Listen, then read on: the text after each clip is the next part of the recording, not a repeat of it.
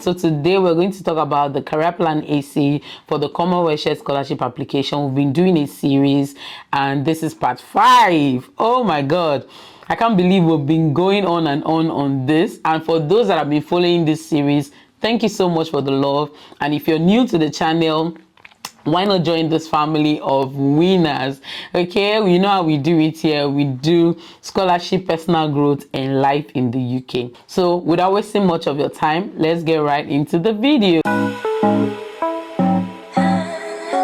Previous video, I talked about the study plan AC, and the last question that was on the objective during award had career plan, a bit of career plan AC. Under that career plan AC, what I did was to mention my plan within the 3 months. I made it like a very short, a short-term career plan AC. So I did in the 3 months of my, return, what I was going to do, which was to visit the prisons and things like that.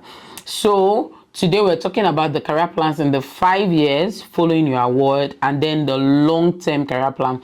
So basically the long-term career plan is going to be very long. It's going to be longer than the 5 years. Basically it's going to be like 10-15 years. So envisage yourself, what and who what you'll be doing within the 15 and 10 years of your return back home. In this particular 5 years career plan AC, you can talk about things that you can do within 5 years. And remember, when talking about career plans, right, or your goals, and I mentioned this even in my Shivning essays. If you're applying for Shivning, you can see that later on. When writing your goals or your career plans, it should be realistic. Follow the SMART method of writing goals, right?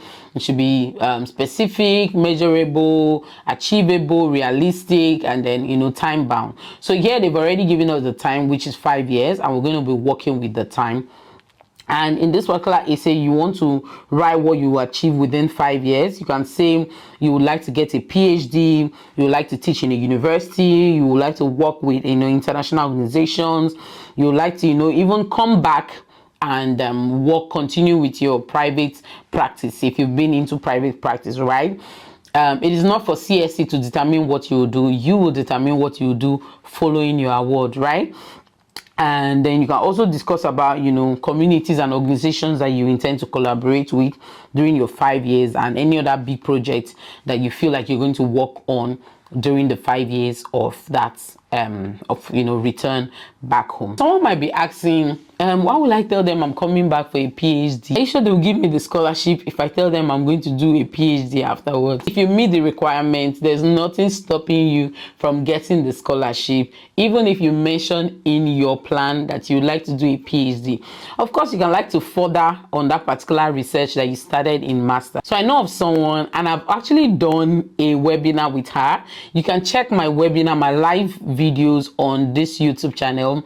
She actually got the Commonwealth scholarship. So she did the master's free, studied for free, and then applied. When she returned back home, she applied for PhD, Commonwealth PhD, and she got it. In fact, we used to joke about it. She calls herself Commonwealth baby because she's actually a Commonwealth baby. She studied masters for free, and she's actually doing a PhD for free.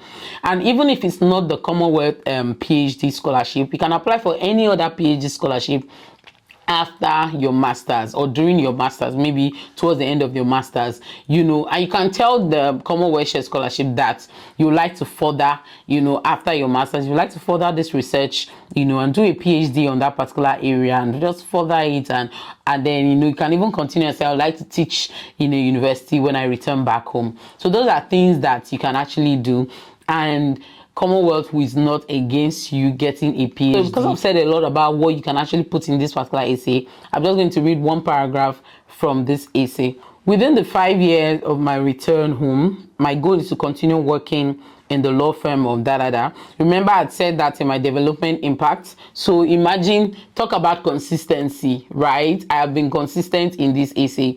So don't forget what you said in your development impact essay. I said before now that I was going to continue in the law firm if I return, like when I return back home, and I was going to, support the team, and then I said I intend to help strengthen the organization in the continuance of their work by organizing free trainings and workshop for the staff. So that's like a summary of what I wrote there. I wrote other things, but that's like a summary of what I wrote there. So you can include other things that you need to write for that particular essay, and make sure to make it realistic, make it measurable, and just make sure that every single thing you're saying, you can actually, something you can do, is feasible. It's not an unrealistic goal. Okay, so we're going to look at the long-term goal. For your long-term career plans, you want to discuss your plans for the long term. Your plans should be bold, ambitious, but realistic, right? And then you can write about your intention to even run for a political office and what you want to achieve using that political office. You can write about intention to work in an organization. At this point, you can dream big, like you can dream extremely big. You can even say you plan to even be, the director general of the UN or WHO, whatever, you can dream big at this point. Okay, you should be bold, you should be ambitious. This is where you should show them what you are made of, right? So, because obviously these things are realistic, they can happen, right? In the long term, you can actually use, in the long term, you actually watching me can actually be the director general, of the UN, of the WHO. It can happen. So this is where you need to be very bold. So let me read my essay here. I'm going to read the first paragraph. So I said my long-term goal is to lecture in the University of Lagos, because basically I've been all about lecturing and stuff like that. And because I did not want to go back like to my particular state, I've been working in Lagos. I was already used to working in Lagos, so I then said I would be my long term is to lecture in the University of Lagos to nurture and train young lawyers in the knowledge of international law. I also aim to establish a non-governmental organization, that's an NGO, which will be aimed at advocating for the rights of detained persons awaiting trial, as well as general human rights issues.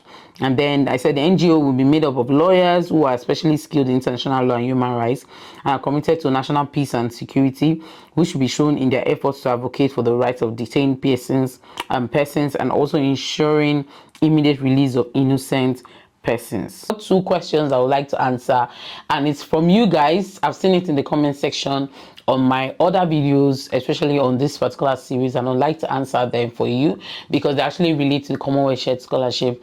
So the first question is, do I need to gain admission before applying for the scholarship? No, you do not need to gain admission before applying for the scholarship. So the scholarship is currently on, and the deadline is 12th of December 2024. You need to apply for the scholarship immediately.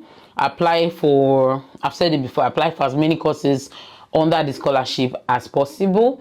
And what you can now do is, after the scholarship ends or the application process, or when you're done with your application process, you can now go to the school or the university website and then apply for admission. You can actually apply for admission in a day.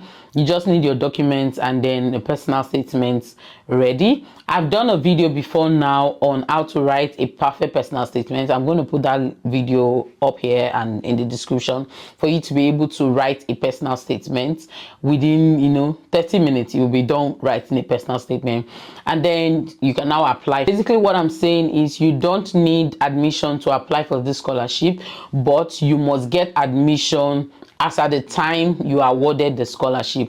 Okay, so you need to make sure that you get admission as soon as possible, or at least by next year, before the scholarship nomination comes out. Okay, nomination would usually take time, before maybe up to I think May, June.